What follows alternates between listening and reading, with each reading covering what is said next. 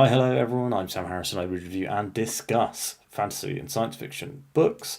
Today we have a pretty fun video, I think, which is where I am going to be tier ranking all of the first books in fantasy series that I have read.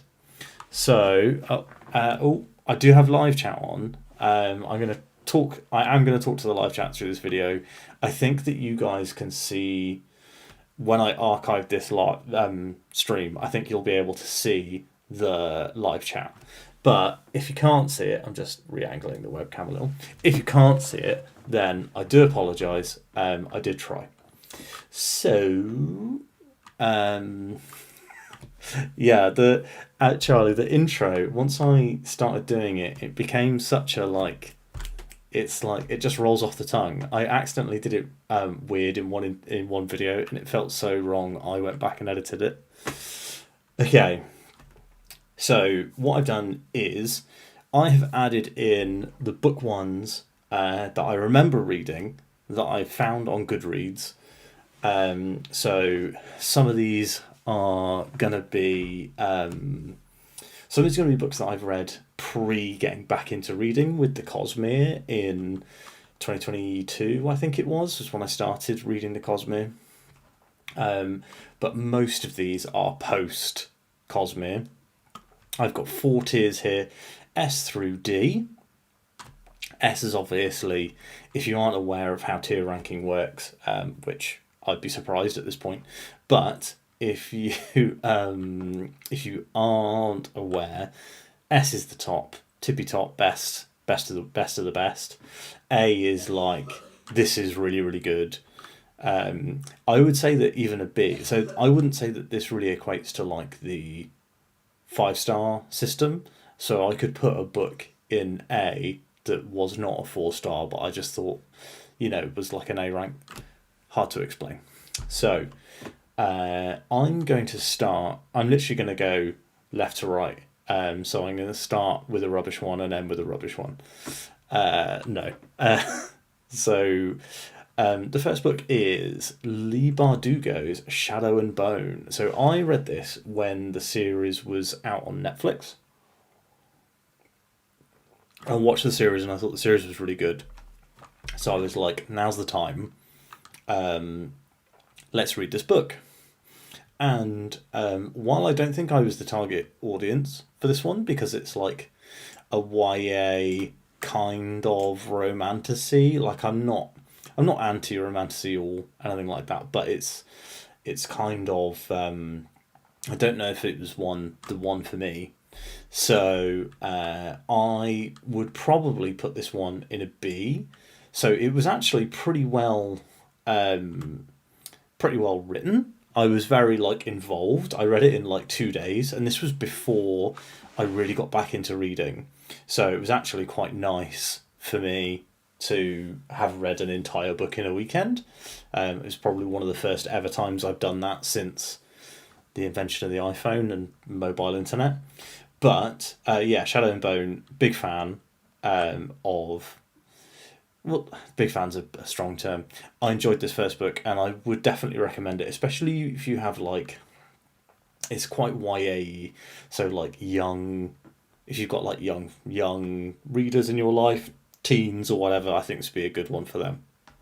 Next up, here's a controversial one. So, it's not controversial in the fantasy community. Way of Kings is one of the most beloved books of all time in fantasy. People absolutely love Way of Kings. They love Sanderson. Most people say that the second book in the Stormlight Archive is their favourite. For me, I think the third book was the favourite, Oathbringer. But I am going to put Way of Kings in the A tier. So the reason why I've put it in the A tier is because I think that the ending of this book is my favourite ending Sanderson has ever done. And it's also my favourite. It has one of my favourite lines of all time. So, if you. There's a scene at the end of Way of Kings, And this is going to be an incredibly mild spoiler, but one character says to another, like, "Oh, why did you give him that just for our lives? You know, that's priceless." And the other character's like, "Oh, it was worth it. Like, you can't put a price on human lives." And I was like, really, I thought it was really interesting. It plays off a really good long running story throughout the book, where one character is very much desiring another thing.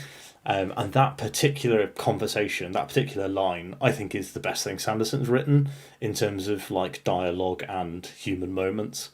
Because Sanderson is very good at writing like punchy to the point dialogue, and he's very good at writing effective characters. But I think that his plot stuff sometimes takes over, and we get to see less character building and growth and all that sort of jazz. So very good, very very good book. And like I said, I think the ending is incredible. But for me, I put it in A, and I put it in A because I almost DNF'd this book a couple of times. So I found the opening of this book quite boring, and I don't know. I found the beginning of that book quite boring, and I found it a little bit. It was very, very slow for me to read. I think I basically read the first third of the book over like 2 weeks, and then I read the final 70% of the book over like a week and a bit. This was when I was a much slower reader and was spending less time reading and all this sort of jazz. However, yeah, I mean, the opening of this book I really didn't like, and I also really don't like the Kaladin flashbacks. I feel like there's like 300 pages of them across the book or whatever, and you basically needed like one or maybe 2 chapters of this flashback.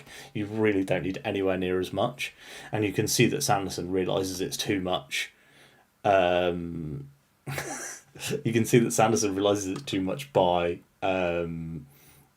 the way that he reduces the flashbacks through every other book. So Rebecca, it's interesting because I think that Shadow and Bone may have been. I think that it would be. It is definitely pre romantasy as a discussed kind of subgenre, but I do think that the romantic love triangle between the 3 major characters is a big focus of the book.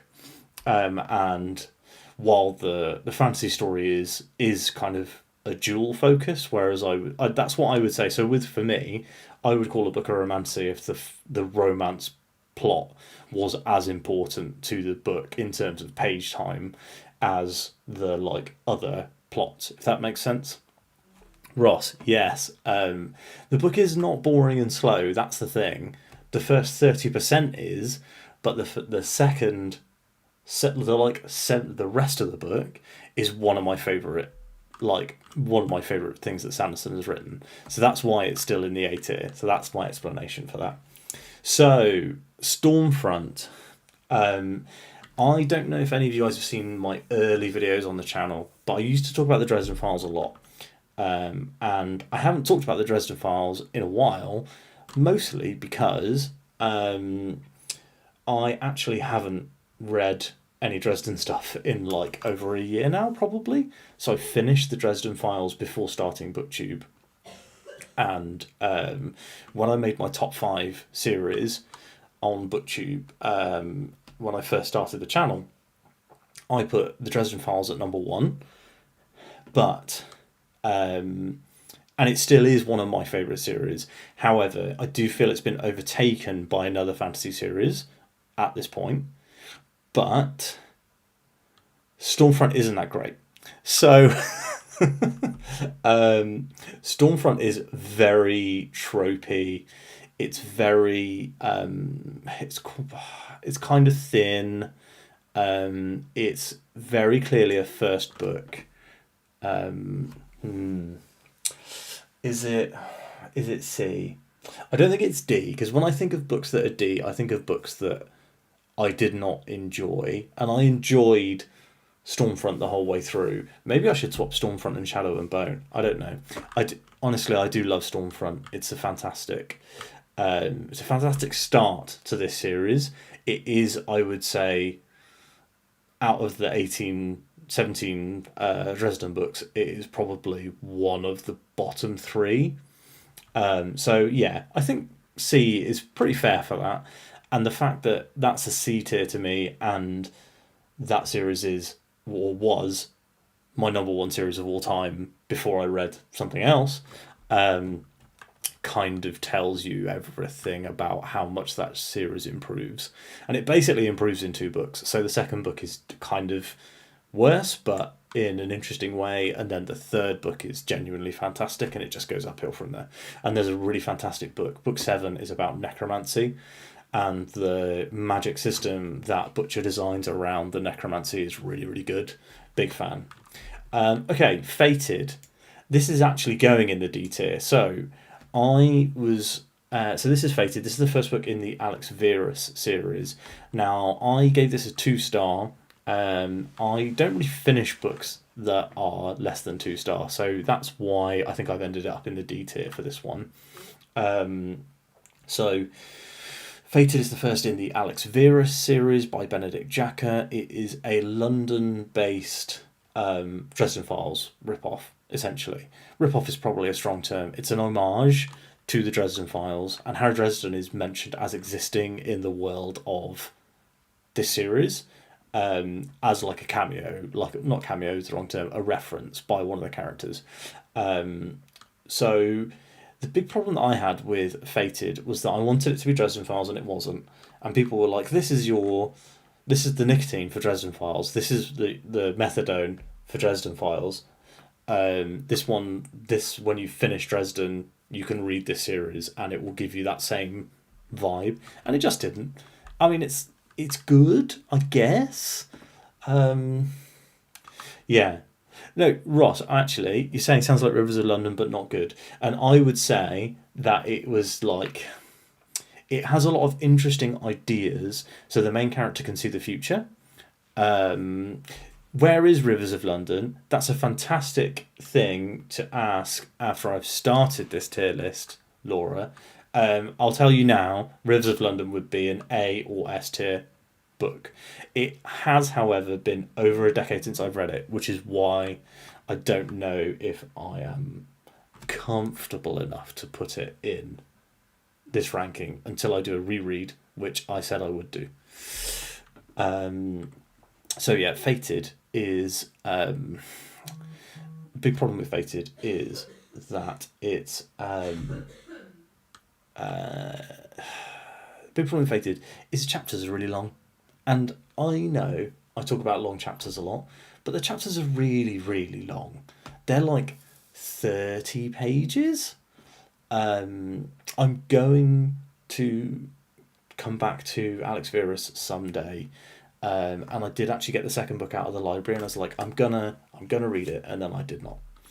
So interesting, Shad. So Shad in the chat is saying that the first book, Fated, is the weakest. But on one of the discussions I posted on the channel where I talked about this book, someone said that this book was the best. So that was kind of why I didn't carry on with Alex Verus. But hearing that it is the weakest is definitely something that I will take into account. So, The Gunslinger by Stephen King. So, I don't know if I've talked too much about how much I'm a big fan of Dark Tower on BookTube, but this is also going to go in the A tier. So, The Gunslinger and Stormfront have a lot in common in terms of they are quite thin books, literally. So, The Gunslinger is like a couple hundred pages, and it has basically 3 characters and a couple of big locations, and most of the time is just in a desert. But the Gunslinger is kind of like no plot, only vibes, if that makes sense. And the vibes are impeccable. And even though it's one of Stephen King's earliest works, he kind of was just nailing it from book one. I'm a big fan of The Dark Tower, and I think The Gunslinger is an excellent book, which is why I'm going to A rank it. Okay, so The Way of Aan by my good friend Philip Chase. So obviously, I'm biased because I'm friends with Philip. I've been on his channel. We're working together on SPFBO. So take everything that I say with a pinch of salt, or a sip of beer. The Way of Aan, I'm going to throw... Very tempted to throw The Way of Aan into A tier as well. So I think I enjoyed The Way of Aan about as much as I enjoyed The Way of Kings. You're going to notice that this list is going to be top heavy, honestly, and it's going to be top heavy because I only read things that I really love. So Way of Aan is a self-published book, so you may not have heard of it, you may have heard of it. It is by YouTuber Philip Chase, who is also a professor of fantasy at a university in the US. And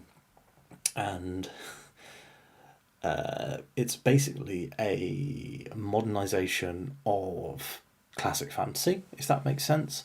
So it's very much like kind of Beowulf, Lord of the Rings, the proper classic old school fantasy that lifelong fantasy lovers may have grown up on, but with a more modern writing style, and I found it very accessible.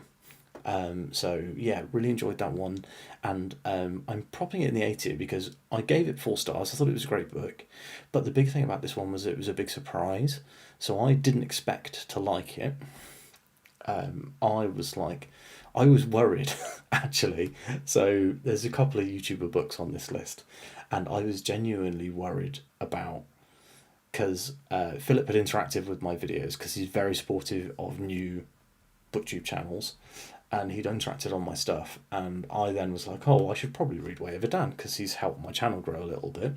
And then I was like, oh, but what if it's bad, because self-published books are bad. And at this point I had already read the Bound and Broken series, so I kind of knew that self-published doesn't automatically equal bad, but I was like, oh, maybe this one's the one that proves the rule, or you know what I mean. But yeah, Way of Aan would definitely recommend. We've probably been going for a while, and I have spent like 5 minutes on each book, so let's speed up a little bit. So Alloy of Law is going to be our first into the S tier. So my favourite stuff that Sanderson has ever written is Era 2 of Mistborn. I know that I am in the minority there, but this is... I think that Mistborn is a really cohesive and interesting universe, and on top of that, the characters in this one I absolutely loved. The mystery was exciting, and I love the world of this book. The combination of the like Old West steampunk with the fantasy and the magic system of the original Mistborn books is absolutely chef's kiss. And I would say there's so many cool things, like for example, Wax being able to like make himself lighter and then use a shotgun to like push himself around and fly almost. Just so cool, super good. Huge fan of this series. This is the only Sanderson thing I've been thinking about rereading. So yeah, Alloy of Law, I'm a huge fan. Oh, hi Joe, good to see you. The next book, do you know what? We're actually going to have a big run of good books here, because I'm going to put Game of Thrones in the S tier as well. So I read... this is going to sound fun or weird or whatever, but I read all of the Game of Thrones books on my phone. I read them all on my phone, like lying in bed, like lying on my side like this, looking at a phone, and it was like, this was back in the day, in like 2011, so it was like an iPhone 5, tiny screen, thousands of page turns. Yeah, just yeah, it's Game of Thrones is just an excellent book. Um, yeah, yeah, but Game of Thrones is just an excellent book. Absolutely love it. Joe, I would say yes. Stormfront is in C, but I think Stormfront is the one of the weaker Dresden books, which is why it's down there. This isn't rating the series. It's just rating the first book. If I was rating the series, it would be right at the top. But yeah, so Game of Thrones is excellent. We should probably carry on. Everyone knows Game of Thrones is excellent. So, Dragons of Deepwood Fen. This is a book that basically nobody read last year. It was a new release. It came out in September. I got an ARC for this one, and I chatted to the author via Twitter. We're going to try and do interview or something like that once his sequel novella comes out in this series. The series is called Book of the Halt. And I am going to put Book of the Halt in a B. So this was a real toss-up. This could have been an A, honestly, because it is. I did really like this book. I properly zipped through it. This one is like a kind of political story about like this empire that's kind of come into this indigenous land and taken over, and the indigenous people are kind of rebelling, and but they're funding their rebellion through drug trade. But then the empire, it's one of those things where like nobody's the good guys. So like the rebels are bad, the good guys, the empire are bad, but both also have these good points. So like the rebels want, to own their land and this freedom, but the way they're going about it is wrong. The empire wants, civilization, safety, etc., etc., but they've stolen this land. Really interesting story, really interesting world. Massively recommend this book. If you've got a thing for dragon fantasy, this is like one of the best dragon fantasies that I've read. So if you like dragon fantasy, definitely seek this one out. Putting it in the B tier is not a damning with faint praise here. If anything, this is like bottom of A, top of B. So I am going to shuffle that one around because I do want to make it clear that it's better than Shadow of the Bone. Red Rising. So this is Laura and Ross's favourite book over at Hardy's Books. They were huge fans of this one. And I thought it was okay. I think that this one is going to end up in the... Where are we going? B or C? B or C? I think this is going to end up in the C tier. So, Red Rising was... I liked Red Rising a lot more on the second read. So this is the only book on this list that I have reread. So I like this a lot better on the second read. And there's a lot of aspects of the story that I do not think are good and were not necessary. So look up the trigger warnings for Red Rising, but a lot of those trigger warnings probably didn't really need to happen, and the books could have just been just as good. And I think it kind of doesn't come up ever again. So it feels like Pierce Brown learned his lesson there. I'm gonna have a quick sip of beer because I've been talking for a long time. So, yeah, Red Rising was much more enjoyable on a second time round, but I think it's a very flawed book. So, knowing... Sorry, Laura's just said that they hated it. No, they did hate it. I was joking. So yes, the Hardy's Books team hated Red Rising. So I liked it a lot on the second read. However, I think that was because I knew exactly what to expect and could enjoy the bits that were enjoyable and kind of ignore the bits that weren't. But let's move on to another book. So, next on the list we have Harbinger of Justice by friend of the channel, Andrew Watson. So this is a difficult one because I basically read this over Christmas, but really, really enjoyed it. I thought the world building was very strong. I'm tempted to put this in B with Dragons of Deepwood Fen because I feel like it's on a very similar level. I gave both 4 stars. I think the world building was very good. I liked the characters a lot. I think that one of the things that Andrew did in this that I really liked was that he kept the story kind of pared down, so he didn't go straight in with his like 300,000 word epic. Like Philip Chase's book is a lot longer, but I think that does limit my like. I don't know. I think maybe coming back to Harbinger of Justice, once more books in that series have come out, it could end up being an A tier. But if you asked me to, if you asked me and said like Harbinger of Justice or Way of Aan, which one do you think is better? I would probably be like, well, who is going to read this? Because they're of a similar quality, but for me, the surprise level of Way of Aan was really big. And if I look at the other things in the A tier, so the Gunslinger is just impeccable vibes, and the Way of Kings, as I said before, has one of my favourite endings of any book ever, like the final sequence, the way it ends. So while Harbinger of Justice was very good, I think that that kind of spice of the A and S tier, I didn't have as much for Harbinger of Justice. Name of the Wind. I probably shouldn't have put this in this list because I can't remember all that much about Name of the Wind. I remember really liking it. I remember liking it so much that I was incredibly disappointed by The Wise Man's Fear. I almost don't want to rank this, lads. Look, Ross, when you're talking about two friends' books, you have to be very clear. And especially, I would also say I'm recommending all of these books. Anything that is not in D tier, I would say has an audience.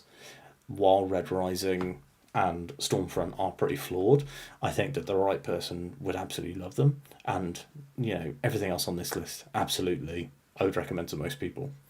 Shadow and Bone, maybe not, but I did really like it. Name of the Wind, we're going to throw that in A, I think. Honestly, I'm tempted not to rate this one. I think I might throw it back down because I just don't remember enough about it. I read this like the summer that Wise Man's Fear came out, and I think that it's probably sensible for me to leave that there because it's been 14 years. So I'm actually going to leave that one behind. I'm not going to rate it. But I do remember loving it, but I just don't remember enough about it to compare it against this other stuff, which is kind of the whole point of tier ranking. No, I'm not going to kick you out, Hardies. You guys are too nice. So, 3-body problem. If anyone has... also, I don't know how to kick anyone out from the chat, but don't let that encourage you. So, 3-body problem. A lot of people say 3-body problem is excellent. I'm not one of those people. I think 3-body problem is quite a poor book. I've avoided saying so too publicly because I know a lot of people that I know personally really love it. I rated it 3 stars originally on my review, and I think I would reduce that now to 2 stars. I would say a 1-star book is basically barely readable, but this is a 2-star book, so it was not barely readable, it was readable. But the big problem with 3-body problem is that all the characters speak in the same voice. All of them. So every single character, they all speak in the same voice. They all talk about the same... They all have the same, like, cadence of speech even. Like, they talk about with Joe Abercrombie, I haven't read his stuff, but people talk about how you can tell who's speaking in Joe Abercrombie books by the dialogue that's used, and that is just not in any way possible with 3-body problem. You can have a conversation between 2 characters and you wouldn't, one could be an old woman and one could be a 20-something professor, but we don't you couldn't tell the difference. And those two people would not speak alike. So, basically, apologies there. Yeah. Basically, I don't like that book. If you are a big science nerd and you want like super science stuff, Three Body Problem might be your thing, but it certainly isn't for me. Either Will by Robert Jordan. Now, if we're talking about this purely as a book, maybe it goes into A or B. If we're talking about this book as the start of a series, which we kind of are, I'm going to throw it into the S category. So a lot of people will be like, oh, Eye of the World is incredibly derivative of Lord of the Rings. But I don't like Lord of the Rings, so for me, not a huge issue, because I do love this book. I really love the detail and how vivid the world feels, how incredible the world building is, how interesting the characters are, how interesting the world and the magic is, and now I'm further in this series. I've just finished book 4. There are things that Jordan is teasing in Eye of the World which have just kind of been revealed in book 4, and quite a lot of stuff as well. It's not just like, oh, he said this thing and then blah blah blah. No, it's like he's really going for it in Eye of the World, and I really enjoyed it. So yeah, I think there's not too much to talk about there, apart from to say that it is one of the most beloved fantasy series of all time for a reason, and people will tell you that the first book isn't very good. They'll be like, oh, it's one of the worst books in the Wheel of Time, but like, I loved it, and I think that having those expectations did help. So being told that it was bad helped me, because I went in with very low expectations, and I kind of thought that it would be like a 2 or 3 star, and that I would be kind of carrying on knowing that it gets better. But I actually just loved it. Okay, we're going to get controversial here again, because I'm going to throw Curse of the Mistwraith in probably C. Now, I gave Curse of the Mistwraith I think 3-star review. However, one of the things with Curse of the Mistwraith was I knew that book was excellent, but it was not excellent for me. So most of the time when I read a book, I'm like, yeah, I can see why someone might. If I read a book that I give a 2 or 3 star, I'd be like, oh, I can see why a certain kind of person might give this a 4 star. But often the difference is, I would struggle to understand the opinion of someone who was like, this is the best book I've ever read. But with Curse of the Mistwraith, I absolutely feel like I could see, if someone said to me, oh, Curse of the Mistwraith is my favourite book, I'd be like, yep, understandable. It absolutely is not for me at all. The prose was just too purple. It was like Robin Hobb, but with weak characters. So the books were quite slow, and they didn't. The book was quite slow, but the thing with Hobb is that she's slow, but she has such a strong focus on such well realised characters that you can really get into that world and get into that daily life of those characters. But you can't do that with Curse of the Mistwraith, because the characters, there's only really like 1 or 2 characters that you spend enough time with to establish, and they don't establish well until like 70% into the book. And I thought the ending was quite weak. I would really like to know whether I should read more of these books, because I had put the series to one side and been like, yeah, this is probably not for me, I'm not going to read it. But then somebody said in my comments recently that they recommend that I really recommend that I should try the next 2, and I was like, don't know, because this one took me like 4 weeks to read, and I properly dragged myself through it.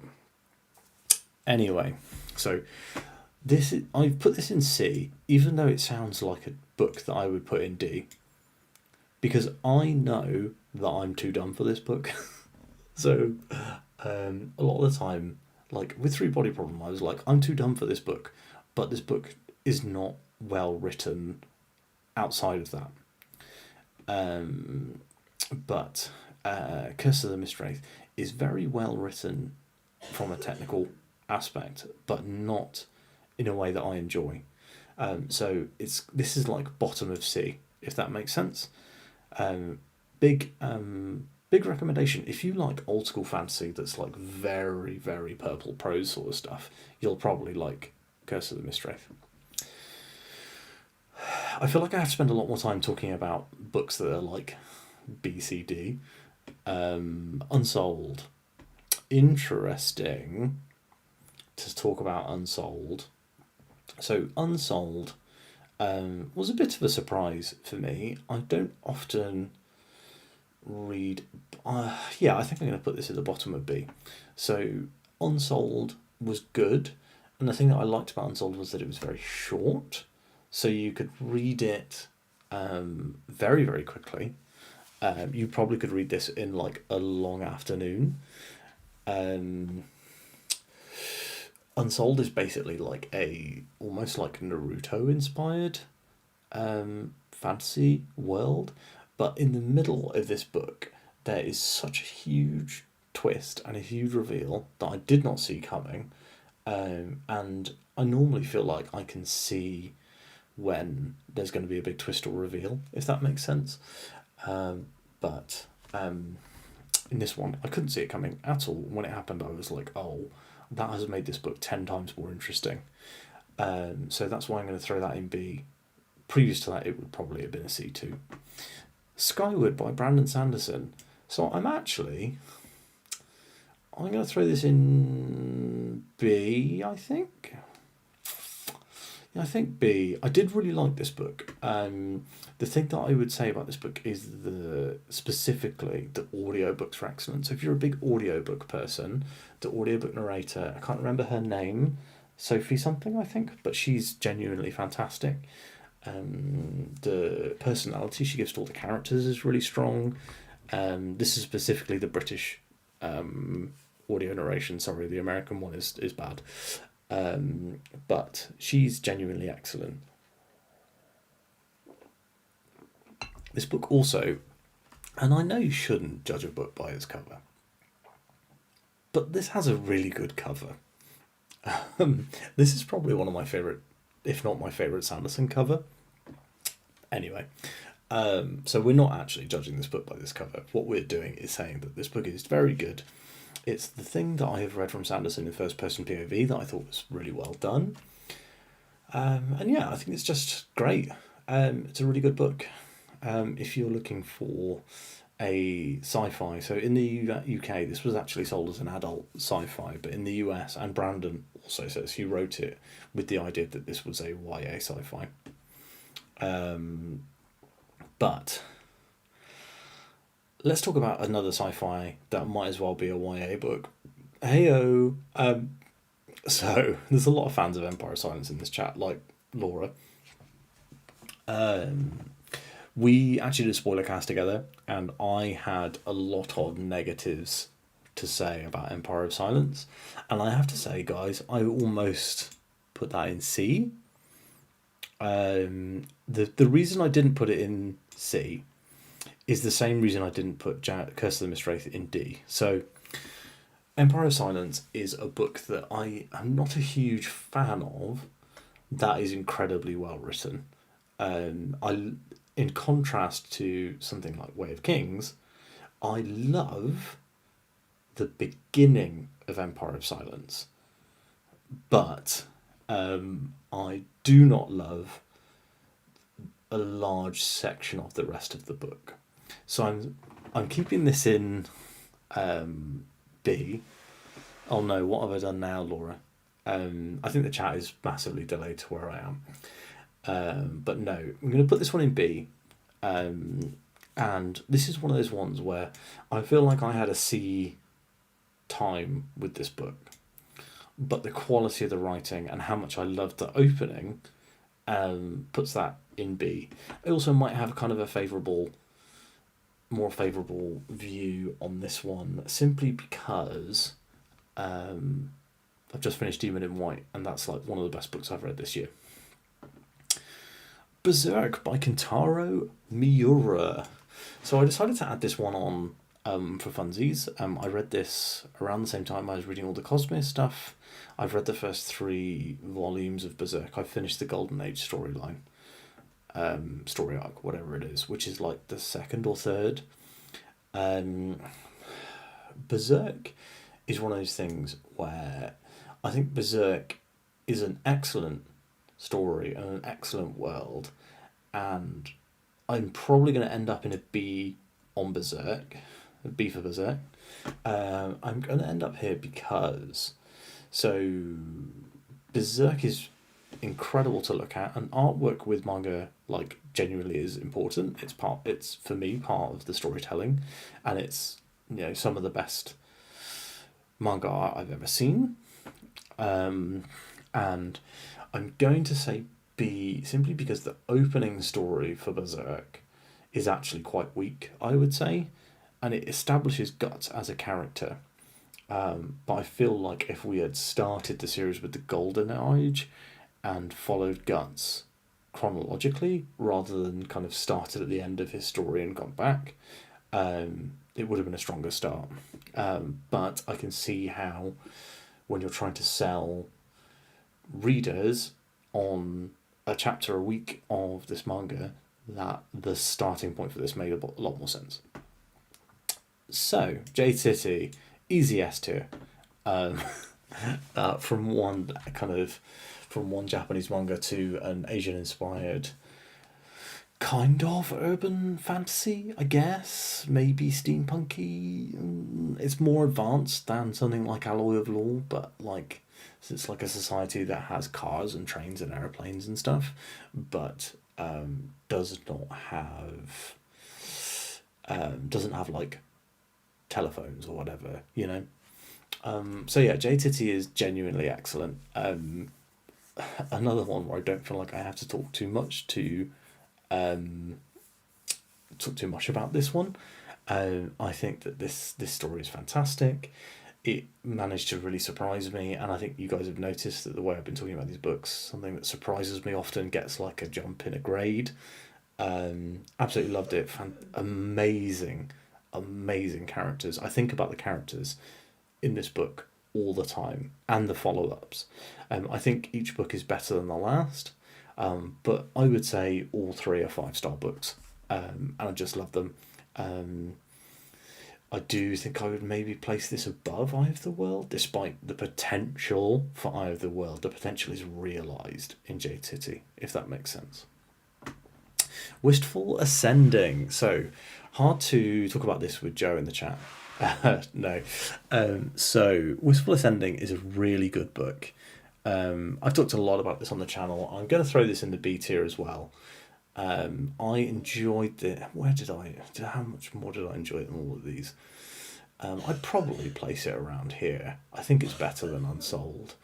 The thing that I really liked about Wistful Ascending was the world building was fantastic. I thought the characters were really strong, especially like Rohan and Wei Li and Wistful, the space station, which a space station being a character is fun.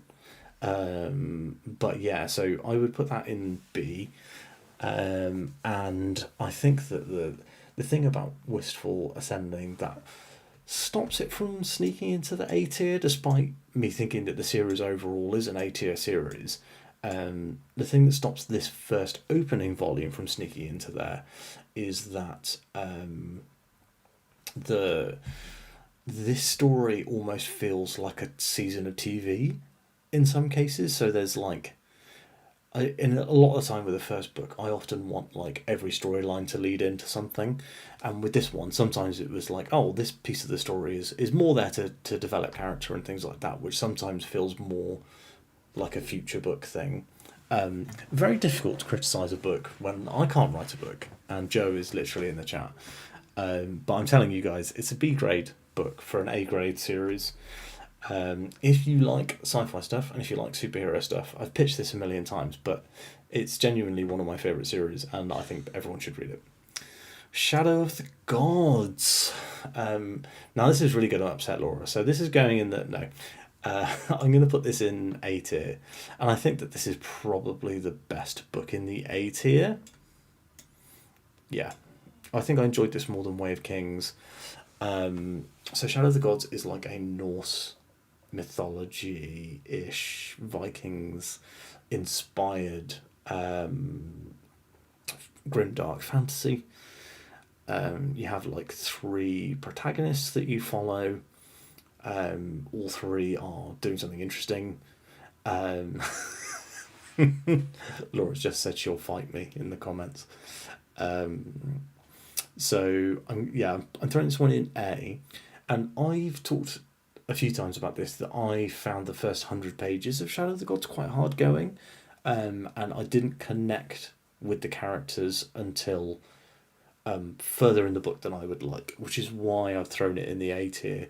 However, if we were rating the books individually, I would say that great to hear, Tim. I think you'll love Wistful Ascending. If you've got a Star Wars profile pic, like I think you have, Wistful's really good, strong sci-fi stuff in the same way. If you like Star Wars, you'll like Wistful, I expect. So yeah, Shadow of the Gods. This isn't going to be great for the replay if people can't see the chat. However, I'm having fun. Shadow of the Gods is a Shadow of the Gods is a really good start to this series, but I thought Hunger of the Gods was a much better book. Mostly because I was invested and involved right from the start, which I wasn't obviously with Shadow of the Gods because it's the first book. And it took a while for me to come around to some of the characters. I loved Elvar basically from the beginning. I think that's her name. But the guy whose name I now can't remember, and Orca, took a while for me to warm up to. Of Blood and Fire by Ryan Carhill. Now, people who watch my videos know that I think that this is my number one fantasy series of all time. But I'm going to put this in the Bs. I'm going to put this around... So these Bs are very roughly ordered. I enjoyed it more than Empire of Silence, around the same as Skyward. So of Blood and Fire, The Bound and the Broken is my number one fantasy series of all time. My number one, my favourite. I'm the most attached to it. I love the world, love the characters, love the magic, love the writing, everything about it. I feel like Carhill is very much that kind of accessible modern fantasy, very like Sanderson. However, I think that he has characters down in a way that Sanderson doesn't. So if you are if you like Brandon Sanderson but want stronger characters, you want to read The Bound and the Broken. The one issue is that book one is good, very derivative of Eye of the World. So very derivative is a bit strong, actually. It is derivative of Eye of the World in the same way that Eye of the World is derivative of Lord of the Rings. It very clearly takes a lot of inspiration and uses some of that story as a crutch.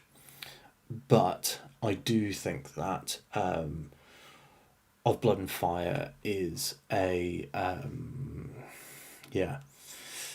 I do think Of Blood and Fire and The Bound and the Broken is genuinely my favourite fantasy series of all time, and that I know I've said this before, that anything that in C and above I'm recommending. Anything in C is I'm recommending with caveats. Anything in B and above I'm recommending wholeheartedly.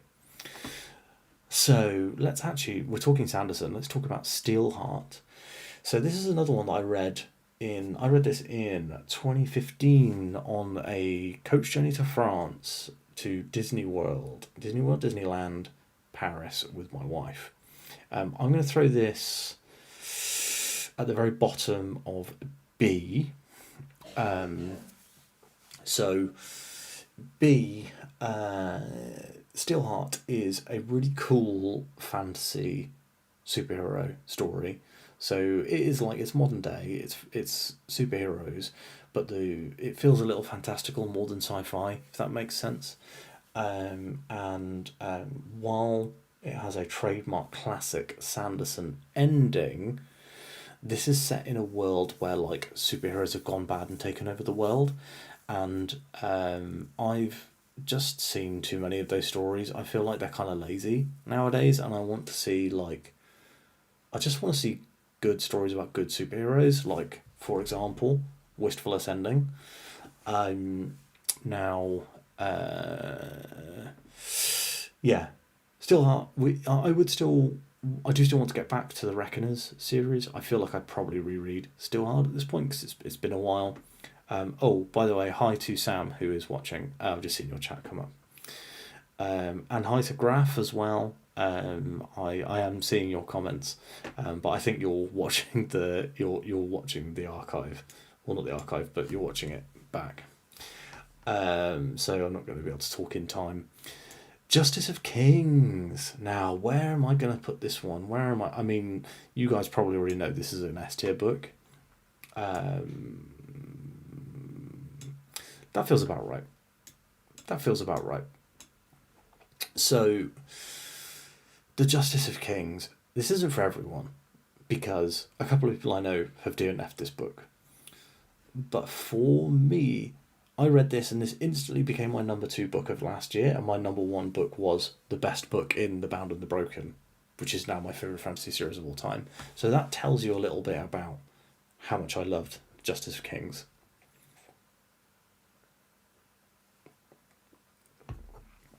But, we've been rolling for an hour now. That's fun. But yeah, Justice of Kings is a very small, very contained and interesting mystery story that is small, interesting, contained mystery story with a fantastic magic and really strong world building and fantastic characters. I was so invested in these characters like straight away. I don't want to go too deep into this because honestly it's an S tier book, so you should really just read it. I know that this doesn't work for everyone because Rebecca Nicole, who a buddy of mine, she actually DNF'd this book, and I was a bit sad, but then I was like, well, actually there are some people out here who will tell you Custom Mistress is their favourite book, and I completely understand. But yeah, Justice of Kings is like a dark murder mystery, whodunit, conspiracy sort of thing set in a small town in this fantasy world. Something I really, really like. Big fan. The Magicians by Lev Grossman. This is a C tier book again. So, the thing that I would say about The Magicians by Lev Grossman is that I don't remember this, but I think that if I reread this, I might be like, the treatment of female characters in this book isn't very good. And I just have suspicions, if that makes sense. So I don't know 100%, but I do think, yeah, I've just got a suspicion that the writing on this one is like... oh, Laura, if you're saying you're intrigued about Justice of Kings, imagine if somebody pitched you on a like dark fantasy prestige BBC drama. That's kind of what it felt like to me. It felt like something that would like show on like Luther set in a fantasy world almost. Absolutely love it. Big fan. The sequel is incredible. Very, very good. The final book in the series is quite middling. And I was very sad about it. However, we're not ranking the series here. We are ranking first books. Yeah, The Magicians is going to go in C. There is a fantastic reveal in this book that nobody could have seen coming, which I really, really liked. And aside from that, it is kind of pitched as, and I would imagine it is written as, Harry Potter for adults. So if you are... And my wife read this, and she's a big Harry Potter fan, and she was like, actually really liked it. And she has read the sequel, and I haven't read the sequel. But yeah, The Magicians is good. It's one of those recommend with caveats, and one of those caveats is I read it 15 years ago. Mistborn by The Final Empire is the actual title. People have taken to calling it Mistborn, but the actual title is The Final Empire. And I'm going to throw this one here. So the Final Empire is what I would say is the number one gateway to fantasy.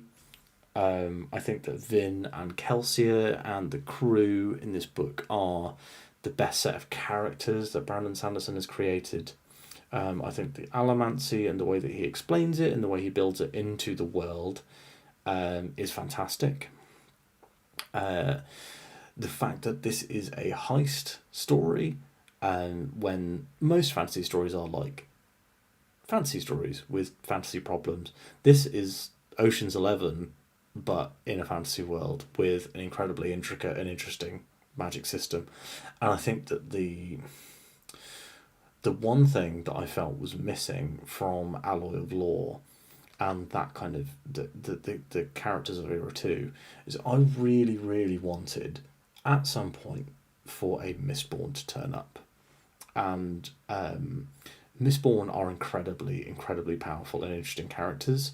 The way they can just do everything, and seeing a Mistborn turn up in the Era 2 of Mistborn, where there are no Mistborn because the genetic lines have been blurred, would have been fantastic. But we're not talking about Alloy of Law or that series in general. We're talking about the Final Empire.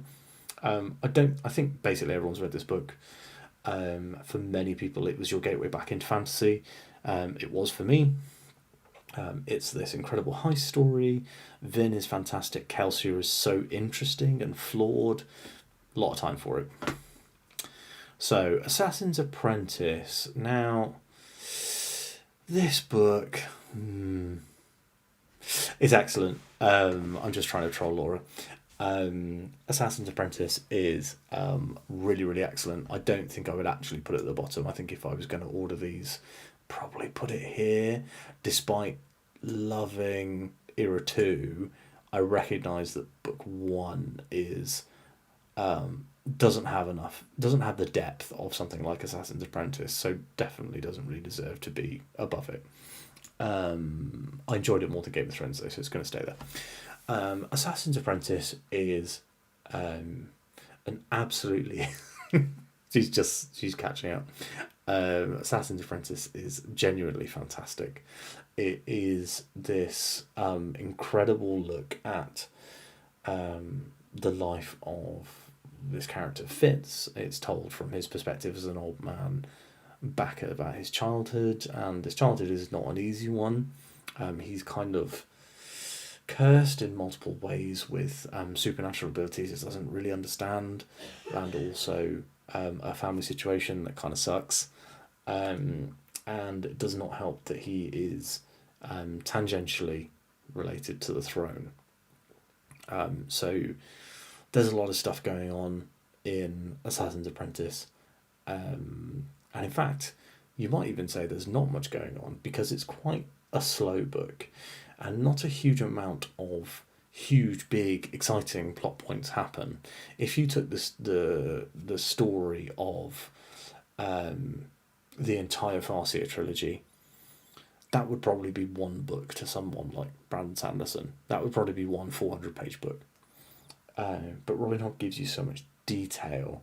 She gives you so much character. She gives you so much of the world through the eyes of this character. Very hard to fault the Farseer trilogy. All the books are 4-star or above. And I would imagine that I'm going to love everything I've read by Robin Hobb. I decided not to put Ship of Magic in here. I was very close to putting it in one of the lists, and I want to let you know that if Ship of Magic was here, that would also be in the S tier, and I actually think Ship of Magic is better than Assassin's Apprentice as a beginning of a Robin Hobb trilogy. So we're at our final book now, because we have decided not to rate Name of the Wind because I can't remember it well enough.